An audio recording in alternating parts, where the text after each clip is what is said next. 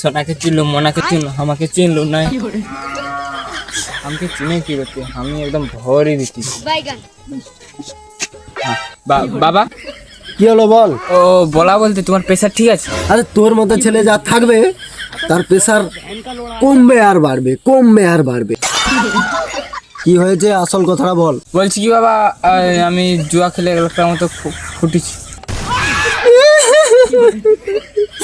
আমার রক্ত জল করার টাকা।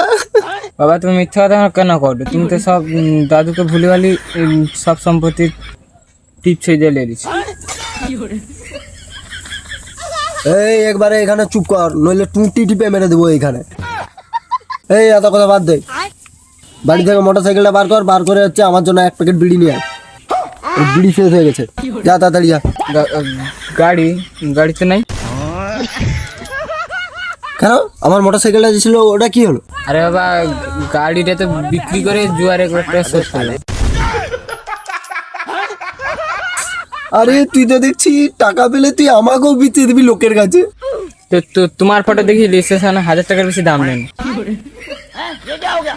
তো তাই আমি বললাম যে যতই ছোটোর মতো দেখতেও বাবা তো আমারই, এত কম রেটে দেওয়া যাবে না।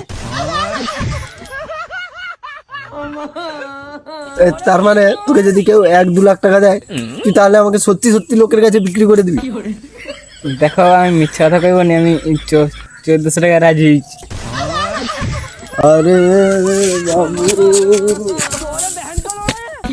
বাবা বাবা বাবা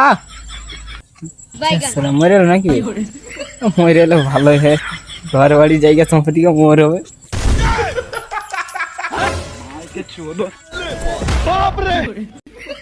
ও তুমি মরো নি?